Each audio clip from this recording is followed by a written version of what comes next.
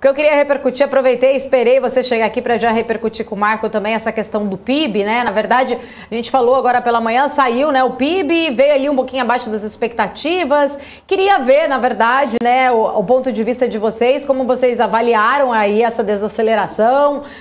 Vocês acham que surpreendeu? Não era o que vocês esperavam? O mercado já estava esperando? De alguma forma, isso muda alguma coisa também na estratégia de investimentos, já que a atividade está ali com um desempenho menos intenso, enfim. Queria ouvir a opinião aí de vocês. Vou começar com o Gustavo, depois com o Saravalli. Tá bom. O PIB ele veio um pouco abaixo, de fato, mas eu acho que existiu uma expectativa que foi criada depois do resultado do primeiro trimestre, que foi aquele resultado que surpreendeu muito, então muitas casas tiveram que revisar. Para recapitular, vamos lá. A gente tinha uma perspectiva de crescimento de 3% no ano antes do primeiro PIB do primeiro TRI. Depois subiu para 5,5%, 6%. Então, o pessoal foi de novo, vai ter outra surpresa agora e vamos ficar super otimistas. Mas, na verdade, o resultado não foi tão distante assim. Agora, o que chama atenção, você abrindo ele, é que a parte de serviços foi um pouquinho pior do que estava projetado. Sim. E a parte de agro e indústria, acho que já não. Já realmente era, você conseguia olhar pelas safras. E a indústria não é um problema específico do Brasil. O mundo inteiro sofre com problemas na cadeia de produção, falta de insumos. Aí tem a pandemia, agrava em uma parte da Ásia, aí não vem insumo para um monte de países. Então, isso vai continuar sendo um pouquinho mais desafiador. Agora, eu chamaria um último destaque antes de passar para o Marco, que é olhar para um ponto que o IBGE reforçou muito no comunicado de hoje, que é a questão da inflação e juros já afetando um pouquinho o consumo das famílias. Isso no segundo trimestre. E o segundo semestre agora a gente sabe que vai estar ainda mais pressionado. Então, isso sim pode ser um freio e justificar uma revisão para baixo nos próximos meses, e não muito mais os outros. Assim, não acho que a parte da indústria vai puxar para baixo, não acho que é por aí. Acho que realmente o que tem que ficar atento sim é a questão da inflação corroendo um pouquinho o consumo das famílias e as taxas de juros já desincentivando as pessoas a tomarem crédito para consumirem algo com maior valor agregado. Certo. Eu vou ainda depois entrar nesse ponto aí que você falou, mas deixa o Marco responder, que é também que isso está acontecendo não só no Brasil, né? Queria falar um pouquinho também de PMI depois da China, mas vamos lá, Marco, sua opinião aí sobre o PIB, né? Eu vi agora há pouco que o Goldman Sachs chegou a revisar, também cheguei a falar sobre isso, mas queria saber a sua opinião aí, como que você viu esse resultado? Bom dia, Gustavo, tudo bom? Bom dia, Marco, tudo bem? E você? Tudo ótimo. Então, eu acho que assim, acho que 2 pontos. A gente está olhando, lógico, para o retrovisor. A gente tem alguns impactos positivos, outros negativos.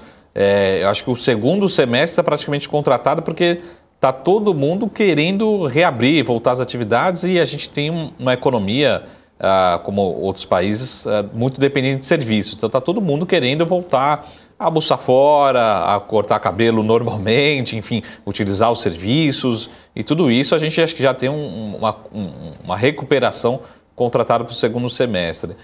Tiveram alguns pontos ali marginais, que principalmente na parte de investimentos, que trouxeram dúvidas, formação bruta de capital fixo, mas eu acho que assim, na minha opinião, a gente tem que ir um pouco além, que é um pouco da discussão que a gente teve ontem e que a gente está tendo aqui até agora, né, com essa fala do vice-presidente em relação aos investimentos que poderão ser afetados, né, para segundo semestre, mas principalmente para o ano de 2022.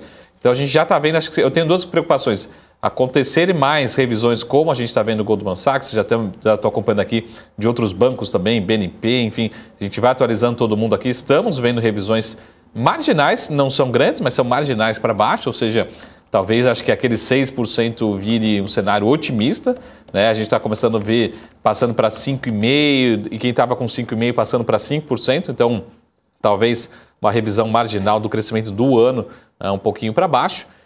E acho que o meu receio é a gente começar revisões, que a gente até discutiu aqui já essa semana, revisões para 2022 para baixo. Então aquele 2% para 2022 começa a virar um teto, ou seja, o cenário ótimo para o ano 2022, aí que eu me preocupo, é um crescimento de 2%. Tá? Então essa aqui é a minha preocupação. O que ainda não está na conta, por exemplo, mais R$14 na conta, né? O que realmente pode impactar no consumo das famílias, o que realmente pode impactar no possível, por exemplo, numa redução do consumo, né? Da energia, seja do consumidor, da área do setor de serviços, do industrial, né? Como isso pode realmente impactar. Então, acho que tem alguns fatores que não estão no preço nessas revisões, possíveis revisões de PIB. Acho que o PIB pode ter vindo marginalmente abaixo das expectativas, mas acho completamente dentro do esperado. Lembrando que a gente teve, de certa forma, um movimento de piora no segundo trimestre da pandemia,